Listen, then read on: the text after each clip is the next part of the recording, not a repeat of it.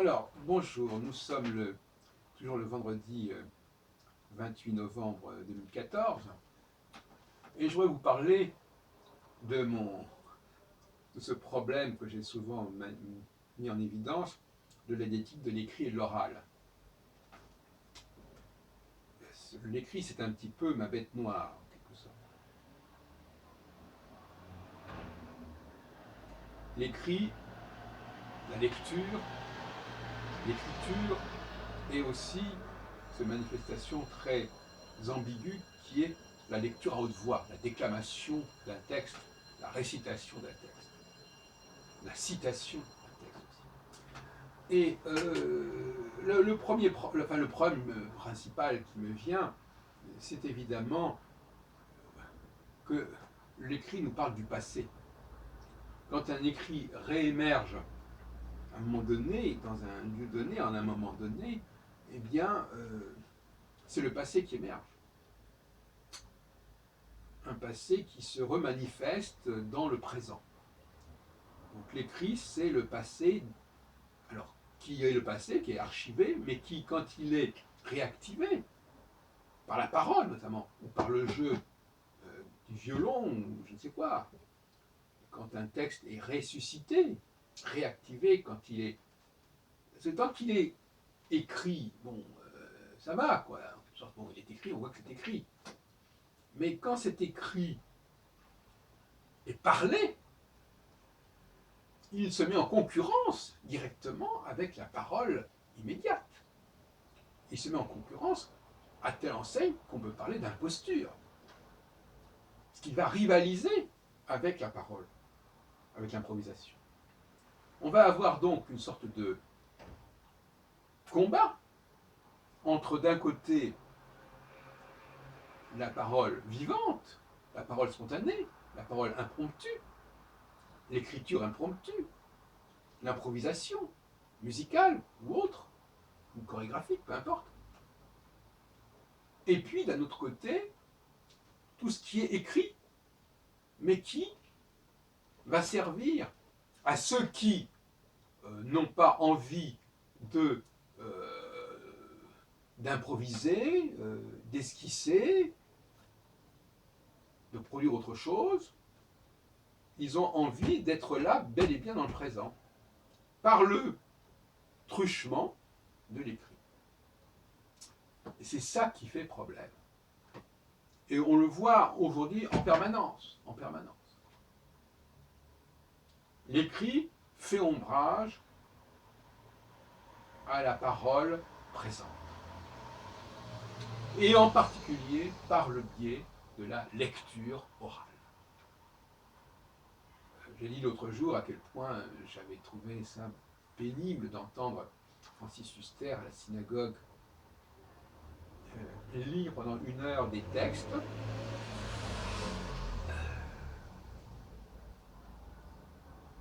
avec son papier sous les yeux, comme ça, les lisant, alors que des choses tellement plus spontanées, plus vivantes, plus immédiates, plus originales, plus présentes, auraient pu être proposées. Ne serait-ce que par exemple que par un accompagnement musical, par une improvisation musicale qui aurait scandé une parole écrite. Il y a des compromis possibles éventuellement.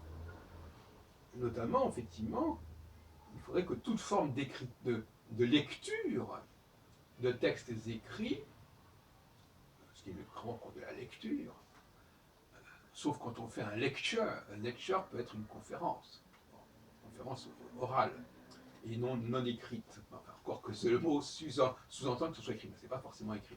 Ça, c'est en anglais.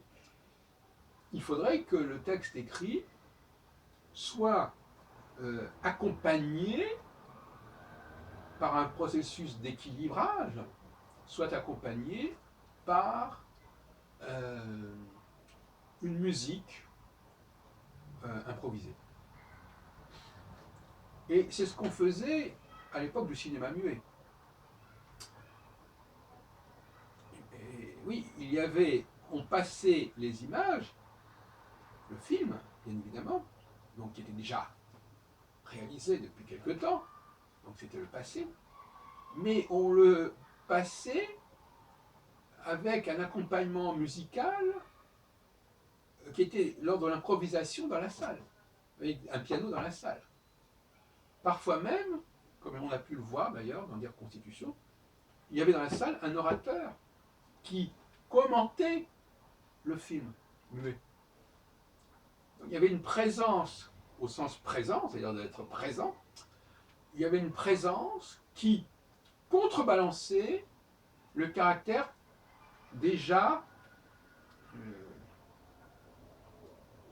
achevé, parachevé du film.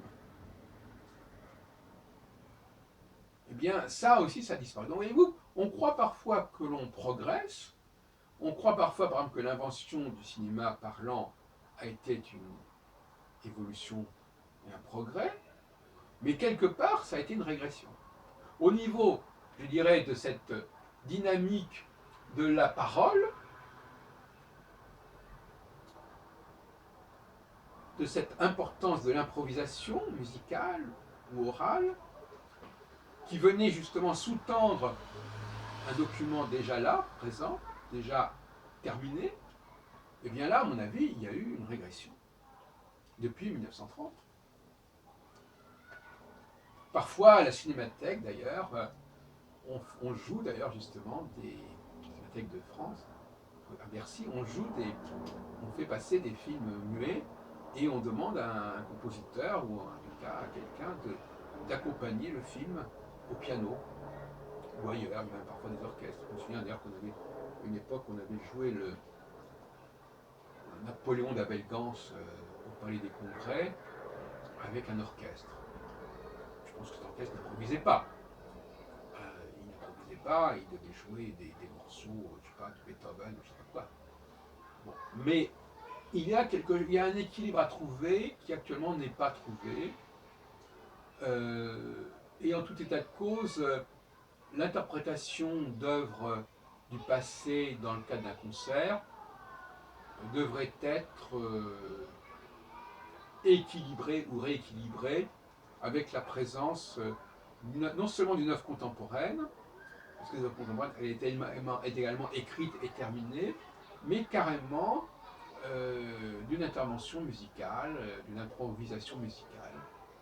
Qu'elle soit le fait du pianiste ou de l'instrumentiste qui a exécuté les œuvres et les a interprétées des œuvres déjà plus ou moins anciennes, ou de quelqu'un d'autre qui interviendrait. Au XIXe siècle, faut-il le rappeler, la pratique de la cadence, on pense notamment à celle de Joachim, du grand violoniste Joachim, sur lequel j'ai consacré d'ailleurs une étude, concernant les concertos de Brahms, de Bruch et de Mendelssohn, je crois, eh bien, il y avait, voilà, je crois que Yasha Heifetz aussi a fait des cadences.